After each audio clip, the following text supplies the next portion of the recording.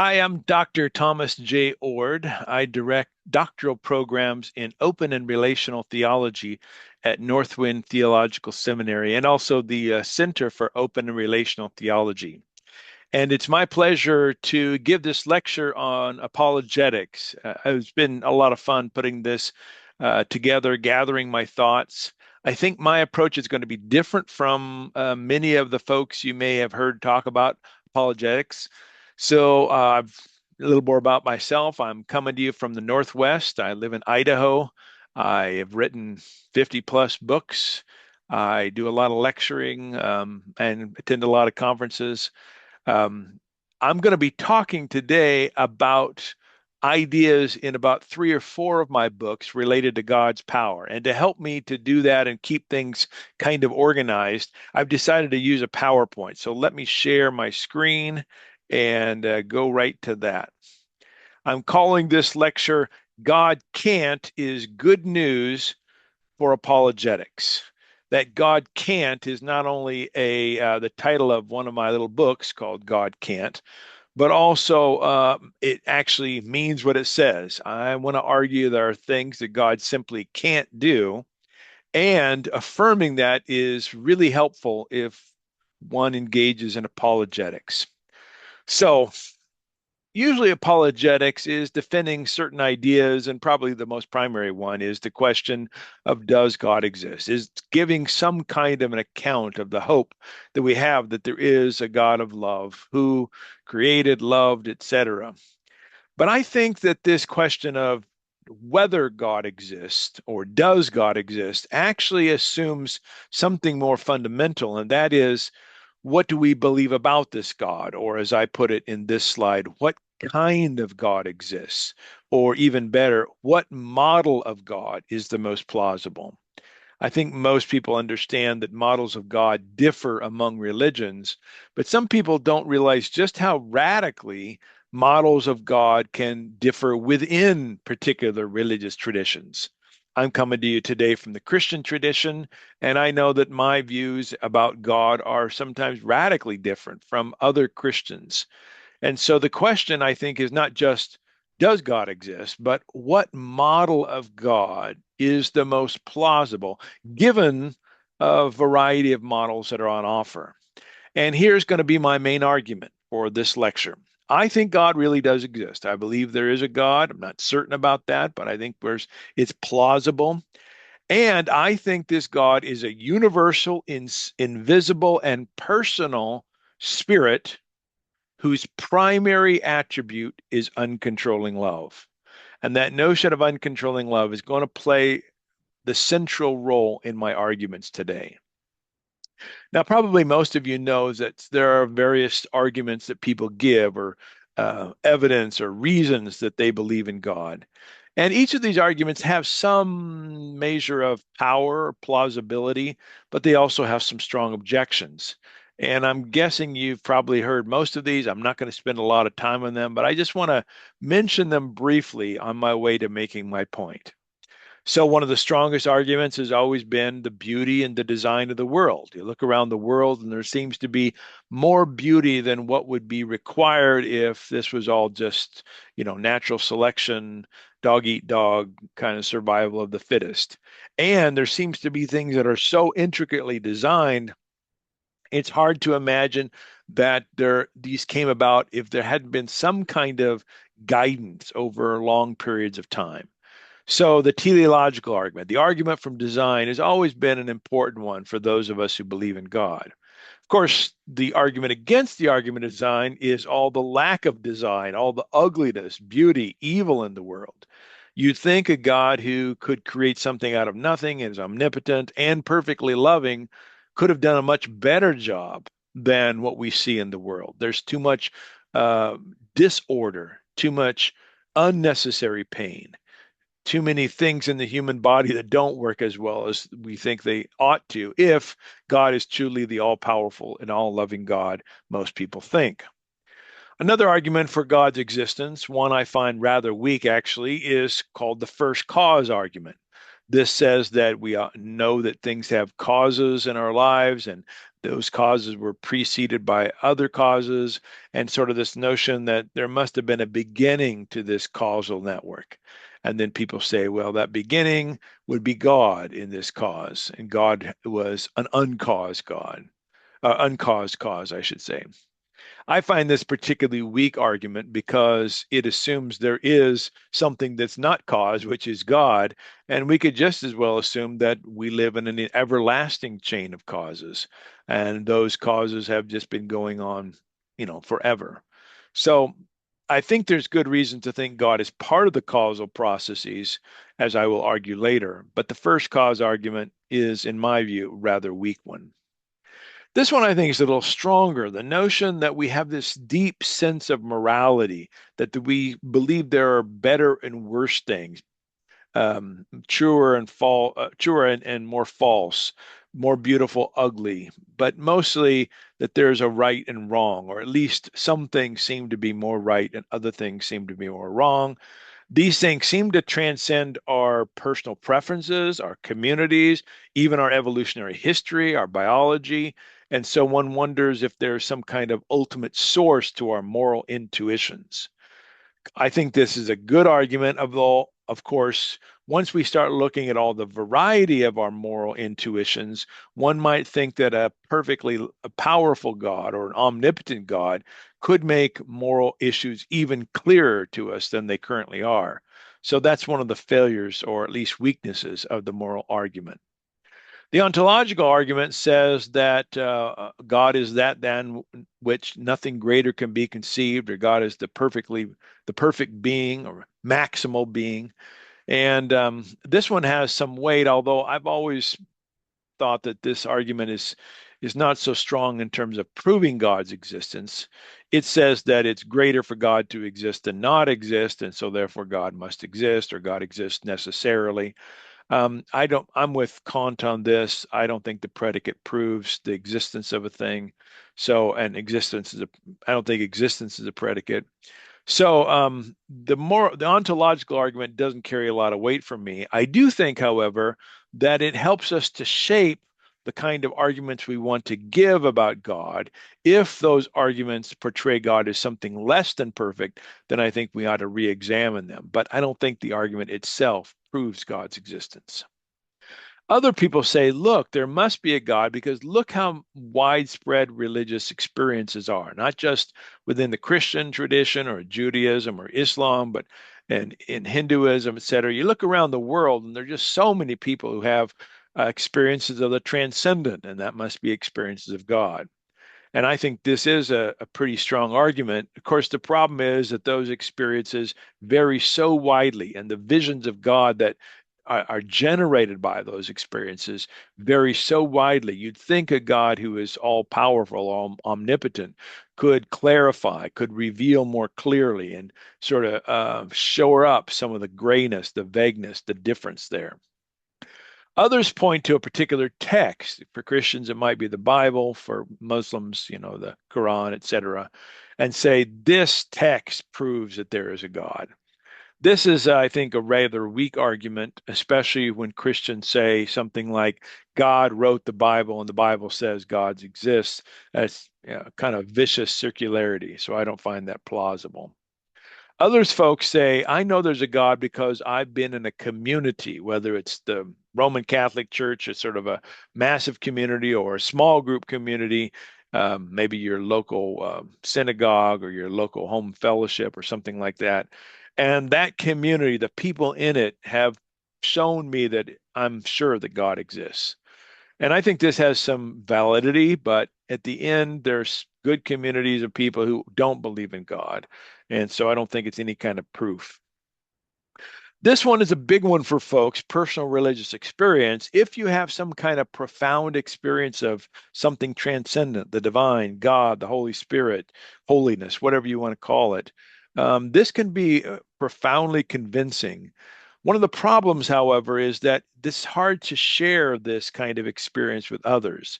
In fact, most people who have a profound experience of the holy, a mystical experience of some kind, say it's ineffable. They can't describe it well. And so, in terms of transmitting that knowledge or this argument for God's existence to someone beyond themselves, it doesn't seem very valuable.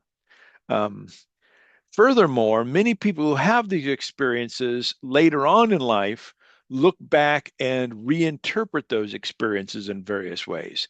And that new interpretation of the experience might be caused by additional education they get, more other experiences, or just the passage of time might mean that the previous experience has faded in importance.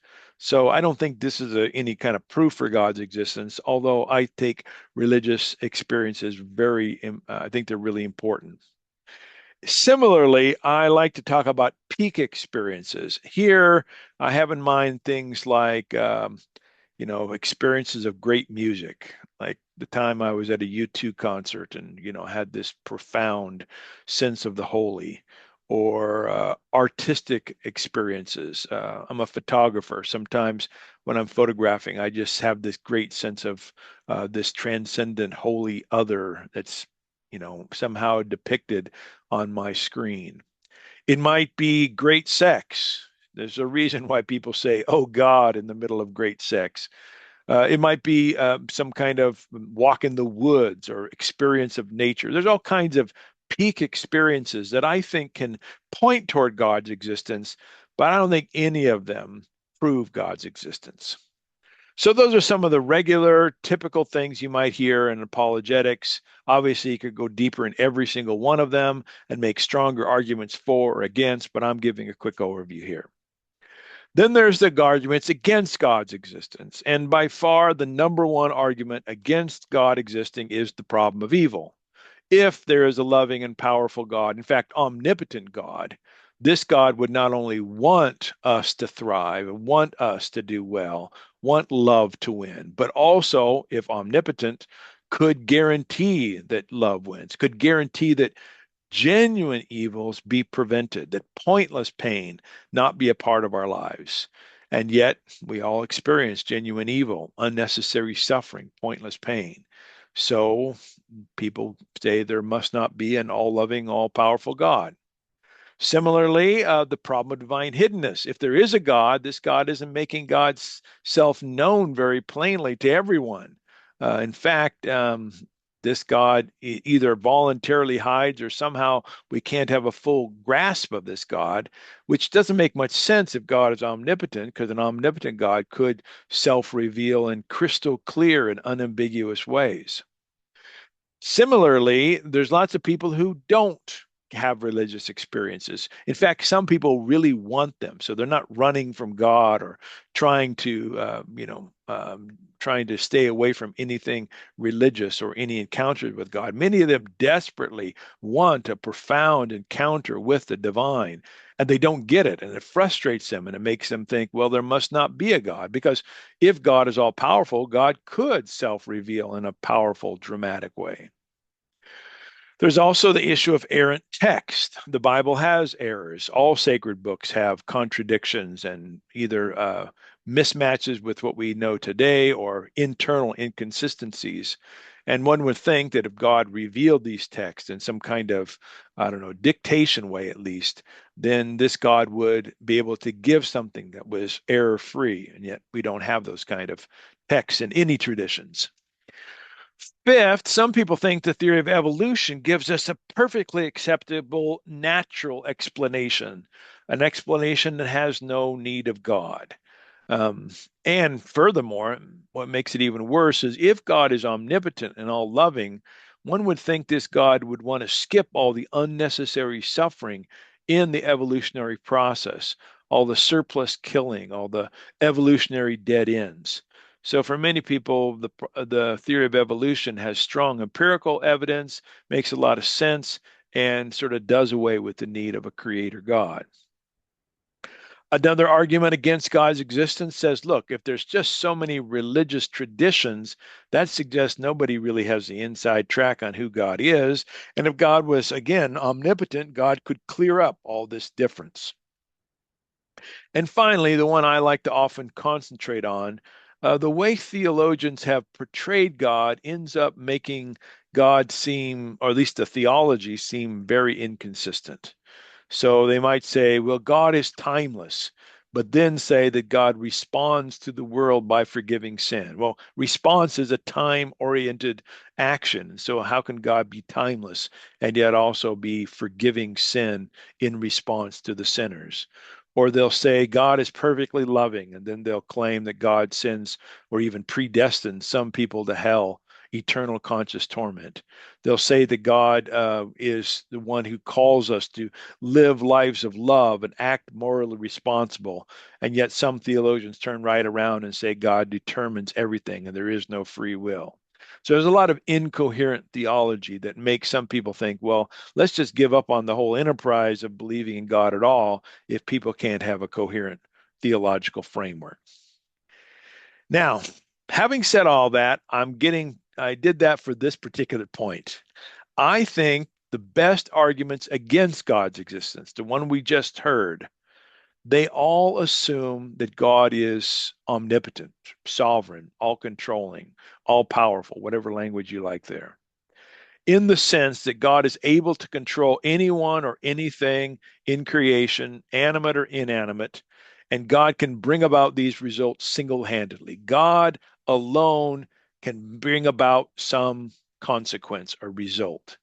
If you believe that, then the problem of evil is going to be a problem. The problem of divine hiddenness, yada, yada, yada. All of these ones all these good arguments against God's existence are predicated on a notion that God has the kind of omnipotent power to control others or creation. And those are good arguments. I am going to make a major claim that can overcome this. So this is the big claim of my paper or my our lecture, I should say. Believers should just reject, give up on, abandon the idea that God is omnipotent. But they should believe there is a God, and this God is a creator, this God communicates with us, and this God loves everyone and everything through uncontrolling love. This communication is uncontrolling. This creating is uncontrolling. This loving is uncontrolling. Every action God does is love that's uncontrolling. That's the main argument. Now, because this love is uncontrolling, and because most people think of omnipotence as the capacity or at least the ability to control, I think good believers, good, or I should say, wise believers ought to abandon the idea God is omnipotent, whether they're Christian, Jewish, Muslim, Baha'i, Hindu, whatever. Give up on omnipotence. Well, what do I mean when I say people should give up on omnipotence? That word omnipotence is not necessarily clear what it means. As I look at the Christian theologians and Muslims as well, and some Jews as well, I see there are three common ways that omnipotence has been understood in history and often understood today. One idea is that to be omnipotent is to literally have all the power and exert all the power. This is theological determinism. God does absolutely everything. And some versions of Calvinism have this kind of God. I reject that view of omnipotence. Some people say God doesn't exert all power, but God could do absolutely anything. Augustine, for instance, comes right out and says God can do anything. Now, he qualifies that, but many people have said God's omnipotence entails the capacity to do absolutely anything. I'm going to reject omnipotence understood in that way. Now, lots of folks see the problems with these first two, but they still hold on to omnipotence in this third sense. This is the idea that God can control others or can control circumstances. So many people in this last category might believe in free will. They might even believe, as John Polkinghorne did, in the free processes of creation, but they think God can and sometimes does control, to do a miracle, to create something, to do something special. And by control, I mean the sense of being the sole and sufficient cause of some outcome. So if God really wants something to happen, God alone can make it happen, can determine the results there. I'm rejecting that view of omnipotence as well. Now, you might redefine omnipotence radically in ways that others than I've mentioned here and still affirm it. I hold out that that's possible to do, but these are the most common ways. Not only major Christian philosophers and theologians have thought about omnipotence, but I think they're also the common way that the average person on the street thinks of God's sovereignty or all powerfulness or omnipotence. So, where did this idea come from? Why do people think God is omnipotent? Well, some folks think, well, it's right there in the Bible, but it's not. You can't find the word omnipotent in most, if not all, English translations, but you can find the word almighty. And here's the problem: the word almighty in English is a mistranslation of the Hebrew and Greek. In the Hebrew, there's a word Shaddai that's oftentimes translated as Almighty, but that word actually means something like breasts or mountains. So El Shaddai is the God of the nourishing breasts, or the God who hides, or God who shelters us in the mountains. And this notion doesn't require God to be omnipotent in the three senses that I've just mentioned. A second word in Hebrew is also translated Almighty, and that word is Sabaoth. Sabaoth means councils or hosts or armies or a group. So you might know the phrase, the Lord of hosts. That's a good translation of Shaddai Sabaoth or El Sabaoth or Elohim Sabaoth. But Sabaoth as hosts, armies, or councils doesn't mean all controlling, able to do anything, or control circumstances. So these don't mean omnipotence either. So then, why is it that translators in English and other languages choose words like Almighty when they're using the word, or when they come across the words Shaddai or Sabaoth in the Hebrew text? Well, the reason comes from the Septuagint, a book written between the New Testaments and the Old Testaments, when Greek speaking Jews took the Jewish scriptures and translated them into Greek.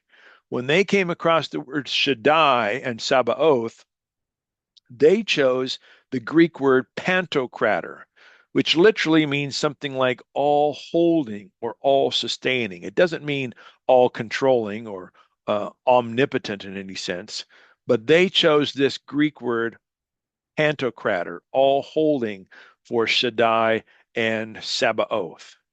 That word pantocrator then turns up 10 times in the Christian New Testament. 10 times, and nine of those times we find in the book of Revelation. The only other time it's used, the Apostle Paul is quoting the Septuagint. So he's getting that from that translation of the Hebrew. Even more importantly, perhaps, the word for omnipotence was known by early writers of Scripture. In fact, the word would be pantodunamis. Dunamis means power, panto means all, and we find that word used in some non-canonical books of the Bible, even before the biblical books are written. So that word was in the language of the time, and yet no one chooses pantodunamis when writing the New Testament. Omnipotence then shows up in the fourth century when Jerome translates the Greek and Hebrew scriptures, and he sees that word pantocrator, and he chooses the word omnipotens in Latin. And so then we get, like in the creeds, I believe in God the Father Almighty. In Latin, that's omnipotence. And we find it used in theologies, worship songs, creeds, etc. So the crux of this is that omnipotent as a word and even almighty as a word isn't in the original Greek and Hebrew, and the word is a mistranslation of those words in Hebrew. Some people might say to me, okay, well, maybe the actual meaning for omnipotence or almighty or all powerful is in the Bible. I mean, the words aren't in the Bible, but the meaning of those words are there. But I don't think that's true either. Those who say this, and Augustine would be one, would point to passages like in the New Testament. Jesus is quoted saying something like, nothing is impossible with God. But if you look throughout the biblical text, you can find lots and lots of passages that talk about things that God can't do. So, for instance, it's impossible for God to lie, say a couple of New Testament books. James says God can't be tempted. It's impossible. God can't revoke the gifts and calls given, says Paul in Romans. God can't change, says both Malachi and James. And my favorite one is this last one. When we are faithless, God remains faithful because God cannot deny himself. So what the writer of Second Timothy is saying is that there's some things God can't do because to do them would mean God isn't acting like God, and God can't deny God's self. That's going to be a key here as we move toward the proposal I have. But at this point, I just simply want to say that the idea that God can do anything, that God is omnipotent, the meaning of almighty isn't straightforwardly found in the biblical text. And there's lots of passages that qualify God's power or say that God can't do various actions. This idea that God can't do things is not a new notion to me or even in the contemporary age. Most major theologians, conservative and liberal, have admitted that there are things God can't do. And these usually are understood in terms of philosophical issues. I remember being a freshman in college and taking my first philosophy course, and someone posed the question here on the screen. Could God make a rock so big that even God can't lift it?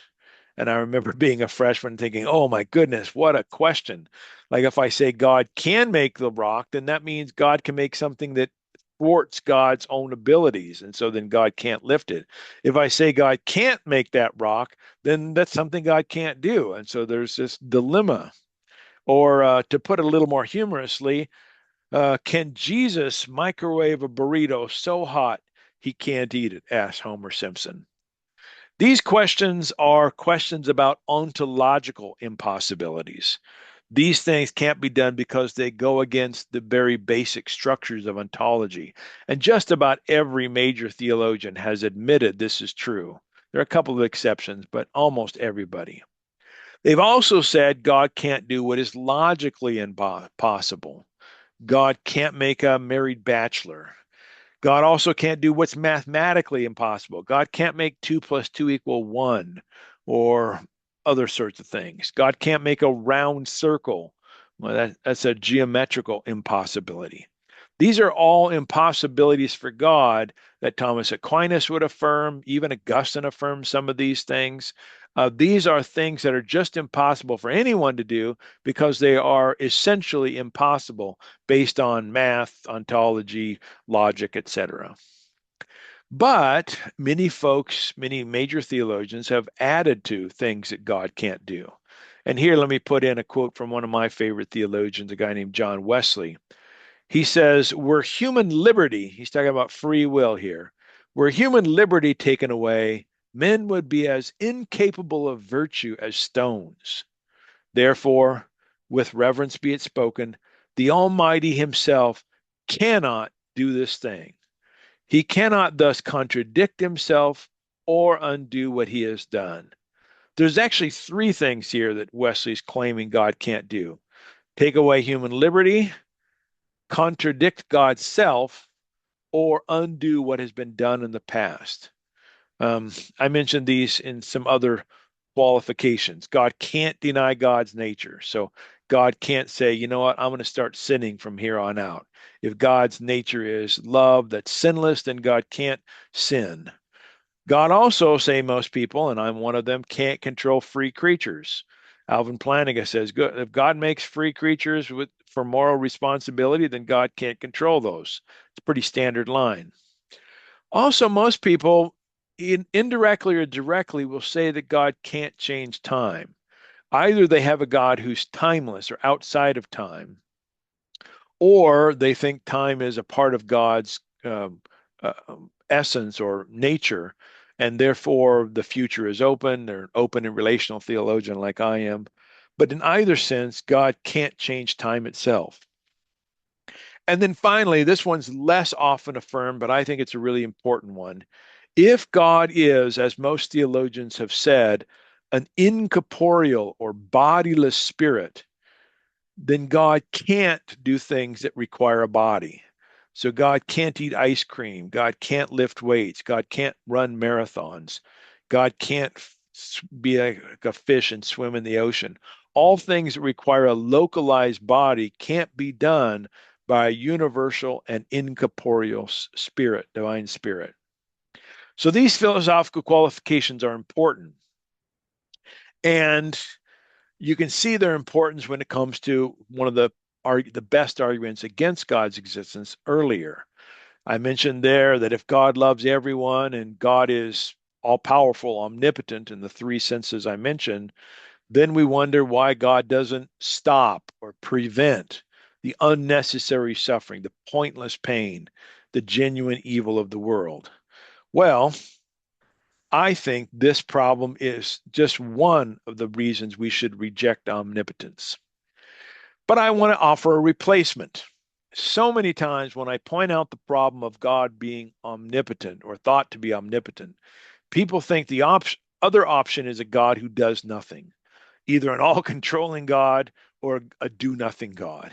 And I think there's a much better option. And I call this new view of God's power amipotence. Ami is the Greek word for love and potence for power. Before I get to power, though, let me mention that just about everybody thinks that God is a God of love, but how that gets cashed out or put into the theology matters greatly. And sometimes what people call love, even God's love, doesn't make much sense to me. Like in this little meme when Jesus says, "Love your enemies while I torture mine in hell forever." If you think love means truly loving your enemies, then you don't think God is going to torture people in hell forever. That's not true love. Or on this particular church sign, God's love is unconditional as long as you are obeying Christ. Well, the as long as you're obeying Christ is a condition, so it can't be both unconditional and also have a condition. It reminds me of Indigo Montoya. You keep using that word love. I do not think it means what you think it means. So, what do I mean by love? I think to love is to act intentionally in relational response to God and others with the aim of promoting overall well being. So, love's aim is what Jesus called abundant life, what the Hebrew prophets called shalom or blessedness, what the philosophers call eudaimonia, flourishing, thriving, the good life. That's what love is. And it's an intentional action, always in relations with others, including God. In fact, I think we rely upon God's action to make it possible for us to love because, to quote the Apostle John, we love because God first loves us moment by moment. And then getting back to amipotence, the second part of amipotence has to do with power or influence. So, amipotence is the power of God's uncontrolling love. I think God loves everyone and everything, so God can't control anyone or anything. God's love is uncontrolling. When omnipotence replaces omnipotence, then love comes first in God, and we understand who God is in light of love, which means we need to rethink some very traditional ideas about God, especially God's power, as I'm doing right now. But also, we should think of God as a real relational spirit, a giving and receiving, passable to use the ancient language, and so on. When love comes first, it makes a huge difference in how we think about God. In fact, that's kind of the central motif in my new systematic theology of love. I've just written the first volume. It's on the doctrine of God. And over, I say, if we take love first, logically first in God's nature, then how we understand God's knowledge, God's presence, God's relation to time, etc., those are all going to be shaped in a different way than what you find in much traditional theology that you would get from Augustine, Aquinas, Luther, Calvin, etc. John Wesley puts it nicely. God is often styled holy, righteous, and wise, but he is said to be love. And this intimates that this love is his reigning attribute, the attributes that sheds an amiable glory on all his other perfections. Love comes first. And it does not, as the Apostle Paul puts it in the love chapter, does not force its own way.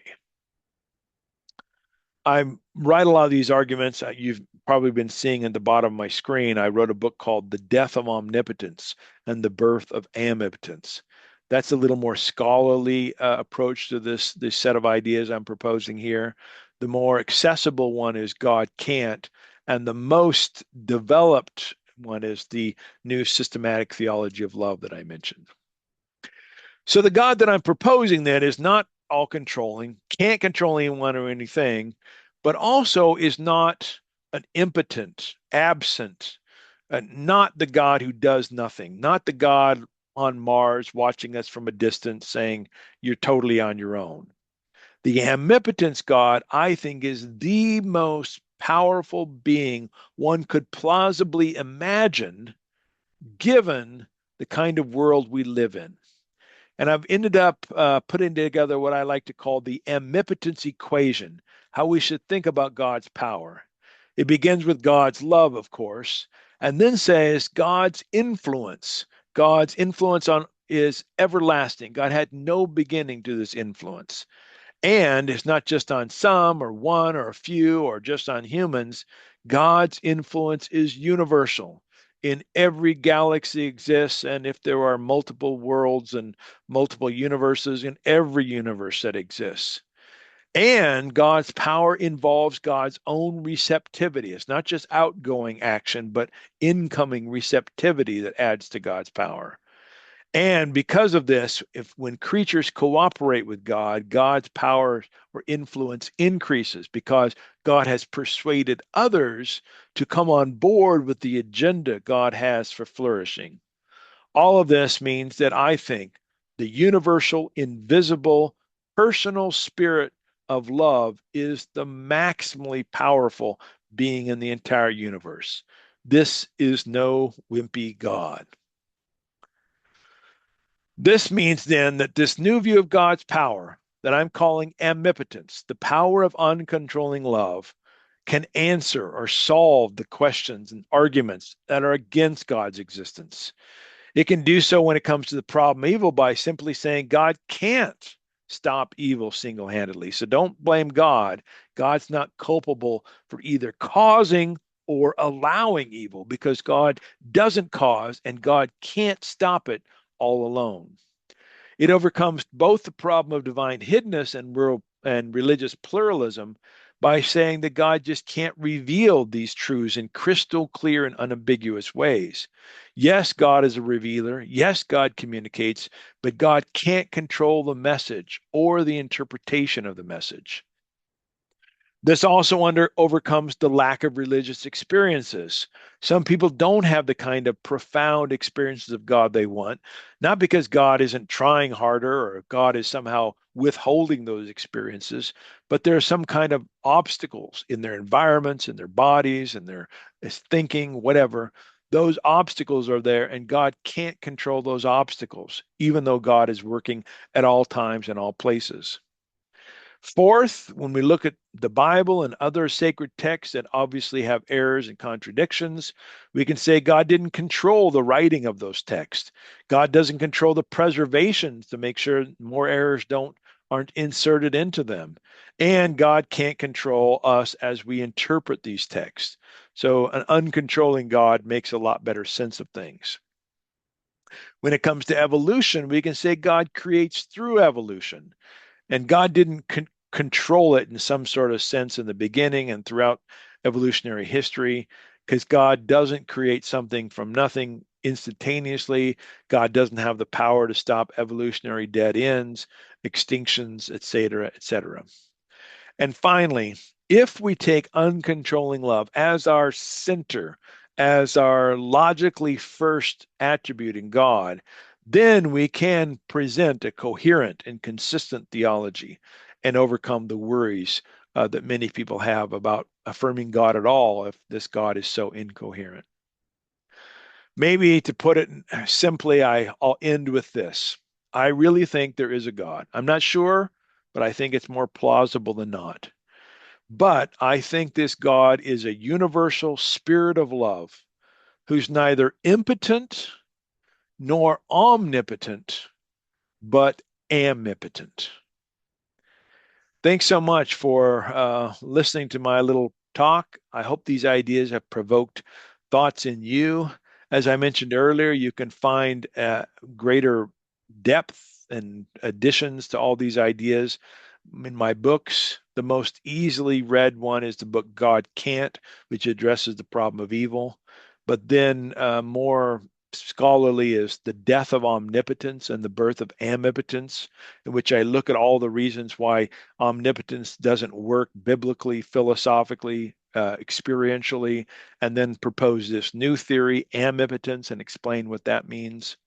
And then in my newest book, the first of a three-volume systematic theology of love, the first volume includes the arguments for God's existence, the doctrine of God that I'm laying out here really briefly here, but there's 9 chapters or so on that. And then God's providence in creating. So if you're interested in going deeper, let me encourage you to get one of those books. And thanks again for the opportunity to do this lecture. Wish you well.